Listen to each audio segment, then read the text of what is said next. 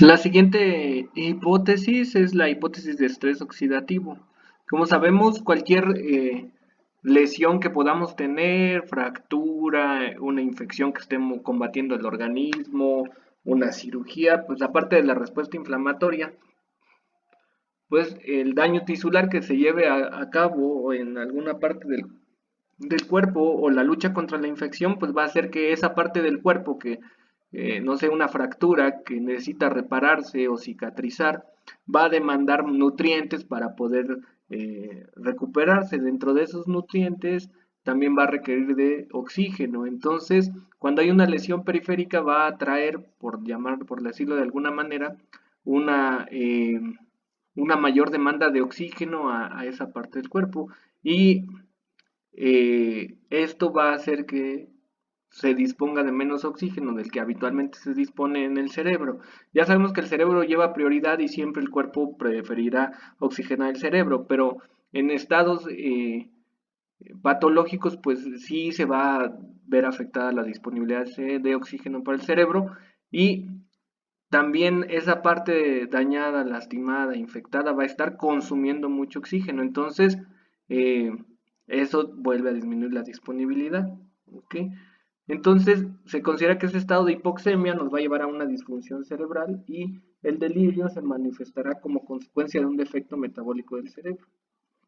Entonces, el estrés oxidativo al que entra o las deficiencias en oxígeno van a generar daño cerebral y eso nos puede llevar a deterioro cognitivo porque se destruyen neuronas, que eso puede ser precipitante, perpetuante del delirium y a su vez generar factores inflamatorios y entonces se puede dar una secuela. Eh, en el en el sistema nervioso existen muchas bombas, a lo mejor se acuerdan de la bomba de protones, ¿no? Que mete un ion y saca otro ion de la misma carga y esas se llaman ATPasas, acá dice ATPas, pero me equivoqué, no quieren que quise decir trasero en inglés o algo así. Que bueno, las ATPasas eh, dependen de oxígeno para funcionar. ¿Se acuerdan que es un transporte activo que consume energía? Entonces depende de oxígeno.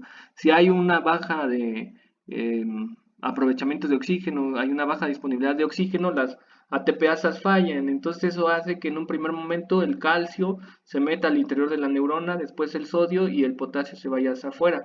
Eso es una manera que tienen otras neuronas de responder como señal liberando glutamato y dopamina. ¿Ok? El glutamato lo mencioné un poquito en Alzheimer cuando les dije que había un medicamento que se utilizaba para trastorno neurocognitivo por enfermedad de Alzheimer, moderado, que era cuando el glutamato excita tanto a las neuronas que genera algo que se llama excitotoxicidad. Por otra parte, cuando vimos esquizofrenia, se acordarán que alteración en la dopamina puede dar síntomas positivos si hay mucha dopamina a nivel de la vía mesolímbica. Entonces, si hay mucho exceso de liberación de dopamina, no nos va a extrañar que haya agitación psicomotora, que haya alucinaciones, se ponga el paciente combativo, etcétera. Entonces va a haber un fenómeno de excitotoxicidad por glutamato que se medió por que el influjo de calcio y sodio provocó esa liberación por la falla en la tepeasa y la dopamina va a estar excitando mucho y dando este tipo de síntomas. La manera que tenemos nosotros normalmente de deshacernos de la dopamina, pues primero es convertirla o el paso que se dé de dopamina a noradrenalina. Sin embargo, la enzima que ayuda al paso, a la conversión de la dopamina a la noradrenalina o norepinefrina es dependiente de oxígeno. Entonces, hay poco oxígeno, la dopamina no se puede convertir en noradrenalina y ahí sigue molestando. Bueno, otra manera de reducir la dopamina, utilizar la catecol o metiltransferasa para degradar la catecolamina. Pues, ¿qué creen? También es dependiente de oxígeno. ¿Ok?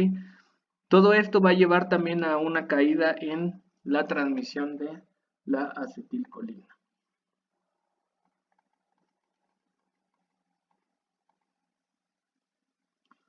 Entonces aquí vemos el fenómeno de excitotoxicidad, ¿ok?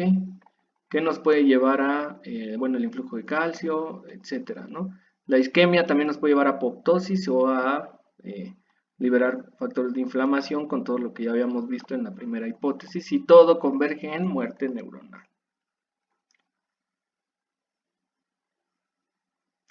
Algo que nos ayudó a entender la fisiopatología del delirium fue cómo actúan algunos fármacos, ¿no? Y drogas en general.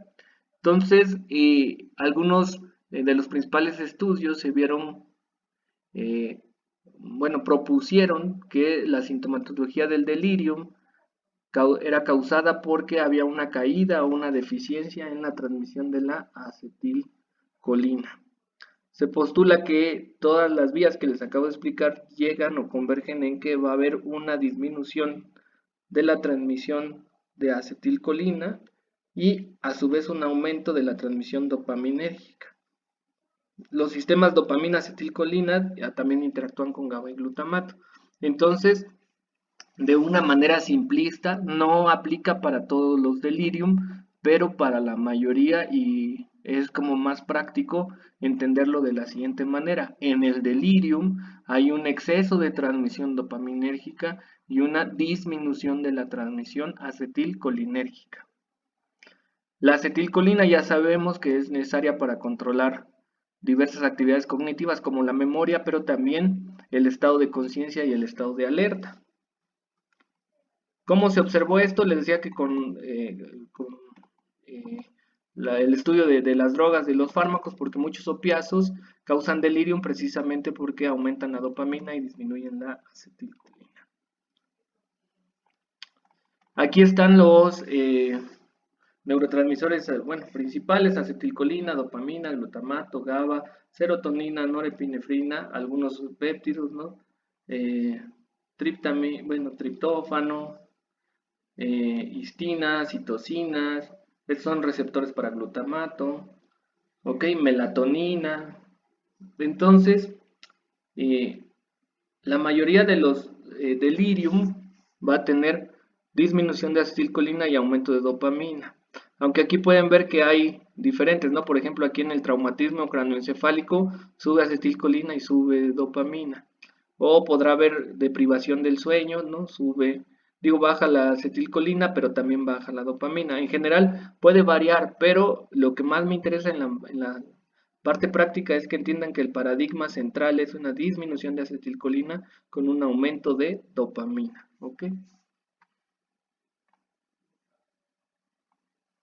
La hipótesis neuroendocrina pues nos lleva a conectarse con la hipótesis inflamatoria. ¿Se acuerdan que además de los factores inflamatorios, ante una lesión, agresión, trauma, infección, incluso hasta estrés, nos llevamos a la activación del eje hipotálamo hipófisis adrenal?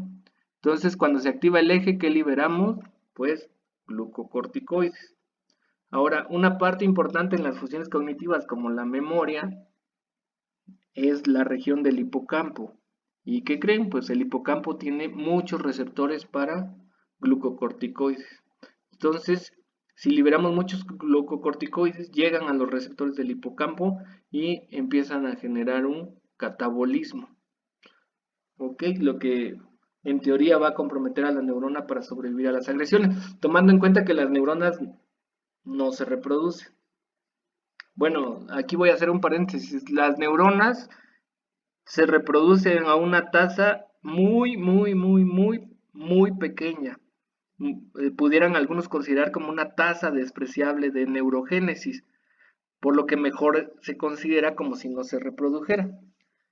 El lugar donde se ha documentado la neurogénesis es en hipocampo, precisamente. Bueno, aquí está el eje, ok. Entonces, los glucocorticoides van a ir a fastidiar ahí al hipocampo. Ahora, el hipocampo puede tener los expresores a glucocorticoides expresados y los glucocorticoides a nivel del sistema nervioso central también pueden ser de las señales proapoptóticas. Entonces, una cascada importante de glucocorticoides nos va a comprometer la única parte que tiene neurogénesis en el cerebro porque puede inducir apoptosis. Y además por sí mismo el hipocampo tiene funciones cognitivas, entonces parte de ahí de los síntomas. La siguiente hipótesis es la de desregulación diurna. donde se considera que se altera el ciclo circadiano. ¿Ok? De hecho, la deprivación de sueño puede llevarnos a delirium y a psicosis. ¿Ok? Llevar un ritmo circadiano, pues el reloj interno no tiene manecillas ni segunderos, ¿no? Entonces, identifica cambios en el ambiente, principalmente la luz. Entonces, la luz es captada por la vía visual, por las células del cuerpo, ¿no? Por la melatonina, digo, por la melanina, y cuando oscurece empieza la secreción de melatonina, y la melatonina tiene muchas funciones, ¿ok? Cuando nosotros alteramos el sueño o no dormimos bien, vamos a tener problemas de memoria, dificultad en el control emocional, porque no se va a conectar bien nuestra amígdala con nuestra corteza prefrontal. ¿Qué se considera una deprivación de sueño que sea significativa clínicamente? Pues que solo hayas dormido 4 horas por lo menos 5 noches seguidas. Y eso nos lleva a deficiencia en la atención, pensamiento crítico, velocidad de reacción. La melatonina lo vimos en sueño, que ayuda a inducir el sueño, esta hormona. Tiene un efecto cronobiótico. Aparte de esa función de inductor del sueño, es un limpiador de radicales libres. Tiene una capacidad muy buena antioxidante. Entonces su chamba, aparte de inducir sueño, es estar ahí captando, ¿no? Peróxidos y todos los radicales libres que se encuentren ahí en el sistema nervioso central. También cuando se echa a andar la apoptosis, eh, pues ya no hay que pare a la célula, ¿no? Una vez que entra en apoptosis, pero antes de eso también la melatonina tiene una señalización antiapoptótica, entonces ayuda, ¿no? A un cerebro a lo mejor con muchos glucocorticoides, tiene propiedades antiinflamatorias. Bueno, lo que les decía, disminuye la afinidad de los glucocorticoides, y reduce la neurotoxicidad y la apoptosis que generan los glucocorticoides, protege la atención y la memoria. Y se acuerdan de la clase de Alzheimer, la melatonina ayuda un poquito a inhibir la acumulación de beta amiloide y la hiperfosforilación de la proteína tau. Todo eso nos va a llevar a que nuestros circuitos cerebrales se desconecten. Bueno, no como tal, pero que no haya una buena regulación de los circuitos cerebrales, como habíamos visto en esquizofrenia, en depresión, en manía, ¿no? Cada neurotransmisor en cada circuito nos compete una función y una mala regulación en eso, pues nos puede llevar a alteraciones. Entonces el delirium en sus manifestaciones clínicas va a variar, depende qué neurotransmisores y qué circuitos se afecten. ¿Ok? Por eso dice la afectación a diferentes proyecciones específicas de neurotransmisores, ya sea por envejecimiento, enfermedad, fármaco, y eso nos da los diversos tipos de delirio.